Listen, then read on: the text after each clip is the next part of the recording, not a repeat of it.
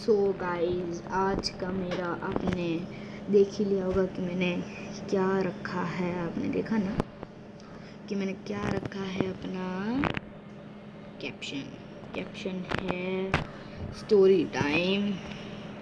जैसे कि आप सब जानते हैं स्टोरी टाइम में क्या होता है, तो आज मैं एक स्टोरी सुनाने वाला हूँ। स्टोरी तब की है जब मैं 8 साल का था। 8 साल का था मैं। तभी क्या हुआ था कि जब मैं छोटा था मैं बड़ी शरारत करता था। तो जब मैं छोटा था ना, तब मैंने 8 साल का था, तभी मैं और मेरी मम्मी बीकानेर से ये बैंगर जा रहे थे। ये बैंड्रा है ना, बैंड्रा जा रहे थे। तो बैंड्रा जाते वक्त हम लोगों ने क्या हुआ कि हम जब बैंड्रा जा रहे थे, हम लोग पहुँच गए थे। से देखा जाए तो हम बैंड्रा पहुँच गए थे। तो मम्मी ने मेरा सपना था कि बैंड स्टैंड जाने। मैं 8 साल का था, तभी हम लोग बैंड स्टैंड नहीं गए हुए थे। तो मेरा मन था कि मैं बैंड स्टैंड जाऊँ।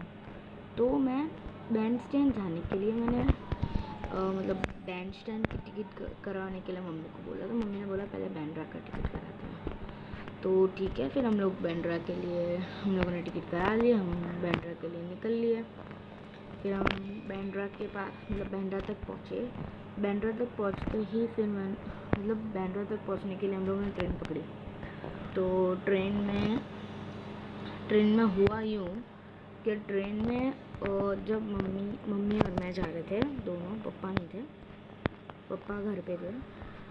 पप्पा को नहीं लेके जा रहे थे, पप्पा घर पे थे। और फिर हम लोगों ने क्या किया कि ये ट्रेन होती है ना, ट्रेन में जाने से पहले हम लोगों को टिकट दिखाना पड़ता है। तो मम्मी टिकट खिड़की के उधर खड़ी थी और ट्रेन जा रही थी। तो मैं धावत भागता वहाँ पे मम्मी के पास तक गया। तब तक मैं हम लोग की गाड़ी निकलने वाली थी। तो मैंने फटाफट मम्मी को बोला, मम्मी चलो जल्दी, ट्रेन निकल जाएगी। तो एक लड़के ने मुझे लालच दी टॉफ़ी की। मैं वो टाइम बच्चा था गाइस। तो मेरे को लालच दी अंकल ने। तो मैंने चॉकलेट की लालच ले ली। मैं अंकल के पास ओरियो डेयरी मिल्क थी।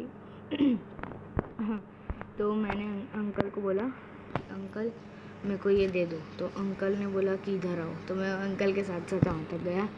गाइस, हर बच्चे को अंदर ऐसा होता है। हाँ, मेरे अंदर ही नहीं था। तो मैं अंकल ने बोला हाँ चलो। मैंने बोला चलो। अंकल टिकट खिड़की से मुझे ज़्यादा दूर लेके गए। जैसे हम लोग टिकट खिड़की से आगे पहुँचे, तो वही टाइम पे मैंने ट्रेन की आवाज़ सुनी पौं करते हुए। ठीक है, तो मेरे को ना एकदम ऐसे घबराहट सी होने लगी कि मैं मम्मी के बिना आया हूँ यहाँ पे। और फिर ट्रेन निकलने की आवाज़ सुन के मैंने सोचा ओ माय गॉड, अभी तो मम्मी तो पीछे रह गई, यानी मैं मम्मी को छोड़ के आ गया। तो फिर मैं जैसे ही मेरे को ये पता चला कि मैं मम्मी को छोड़ के आया हूँ, तो मैं सीधा ही वहाँ तक भागने लगा। पर वो एक गुंडा था। उसके हाथ के ना मतलब एक रुमाल या टिश्यू जैसा कुछ था। उसने वो पूरी बॉटल को मेरे, पॉइजनस बॉटल थी शायद, उसने वो पॉइजनस बॉटल मेरे नाक के ऊपर रुमाल में डाल के लगाई। तो तभी मेरी बहुत ज़्यादा गंदी फटी। मेरी एकदम ऐसे फटती थी, क्योंकि मैंने पहले कभी किसी के साथ मैं गया नहीं हूँ ना इतना दूर। तो ये हुआ। उसके बाद जब एंड में ये बात आई कि माधव कहाँ गया, तो मम्मी भागती भागती मुझे ढूंढती, मम्मी मुझे तो आई वॉज लाइक कि मम्मी को मैं छोड़ के आ गया। तो मम्मी लाइक कि मेरा बच्चा कहाँ है, मेरा बच्चा कहाँ है। तो मम्मी मुझे ढूंढने के लिए बहुत ही ज़्यादा देर तक ऐसे मतलब ढूंढती रही। फिर मैंने ट्रेन के अंदर से मम्मी ने आवाज़ दी मुझे, माधव। तो मैंने सुना। फिर मैं वो आवाज़ की तरफ भागता हुआ जा रहा था। तब तक उसने मुझे उठाया और गाड़ी में बिठा के कोई कारखाने की तरफ लेके गया। फिर कल सुबह, यानी उस दिन के सुबह को उसने मुझे ऐसे दिखाया सारी चीज़ें कि उसके पास क्या क्या है। मतलब ऐसे चक्कू बक्कू थे, कोई कारखाने में लेके आया था। मतलब ऐसे मेरे हाथ में पट्टी बांधी हुई थी, पर मुझे दिख तो सब रहा था। तो मेरे पास फ़ोन तो नहीं था ताकि मैं फ़ोन कर सकूं मम्मी को, तो कुछ था नहीं ऑप्शन। फिर मुझे मेरी मम्मी की आवाज़ आई एक और बार, जैसे पहले आई थी ना माधव, वैसे एक और बार आई माधव। पहले मैंने वो आवाज़ गौर से सुनी बट मुझे अच्छे से सुनाई नहीं दी कि वो आवाज़ मतलब आ कहाँ से रही है। तो इतना अंधेरा है यहाँ कारखाने में और ऊपर से आवाज़ आई है। तो उसके बाद मुझे थोड़ा ऐसे ही फील होने लग गया कि अब देखो मेरा कुछ नहीं होगा, अब सब भगवान के ऊपर है, बाकी सब अब भगवान जाने। तो आई वाज लाइक कि अब एकदम सा डर गया था मैं कि अब भी अगर कुछ हो गया ना मेरे को तो भी पीछे संभालने वाला कोई नहीं है। ये मेरे दिमाग में आ गया था। उसके बाद मेरी फिर से एक और बार मुझे आवाज़ आई माधव करके। फिर मेरे को वो आवाज़ थोड़ी ज़ोर से आई, माधव ऐसे नहीं, थोड़ी ज़ोर से आई। फिर मैंने सोचा अब तो मम्मी मेरे को लेने आ चुकी है, बहुत ही पास में है। बट तब तक भी मम्मी पास में नहीं थी, वो टाइम पे भी मम्मी पास में नहीं थी। बट हो सके उतना मैंने ट्राई किया ना। उसके बाद भी मुझे ऐसा रियलाइज़ हो रहा था कि अभी भी मम्मी नहीं है यहाँ पे। बट फिर एक ऐसा टाइम आला तब जब मेरे को विश्वास हो गया कि अभी इधर मम्मी है तो मतलब है अभी बाकी जिसको जो समझना है समझो। फिर मैंने उसको गुंडे को बोला कि ए मेरे को छोड़, मेरे को मम्मी के पास जाना है, मेरी मम्मी आई।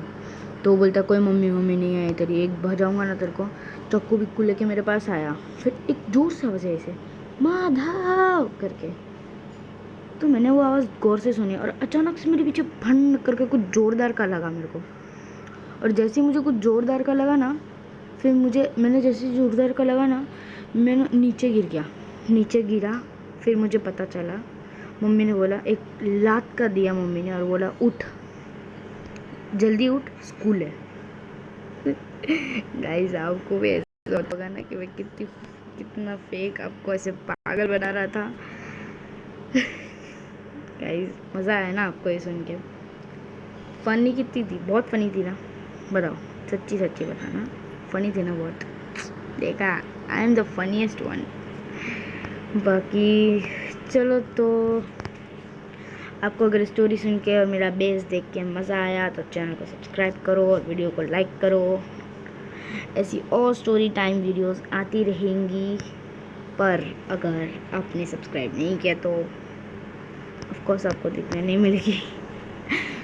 तो आज के लिए बस इतना ही। मिलता हूँ मैं आपको अगली वीडियो में। अगली वीडियो कौन सी है वो मुझे नहीं पता। तब तक के लिए बाय बाय। बाय बाय बोल, बाय बाय बोल। तब तक के लिए बाय बाय, बाय बाय। ये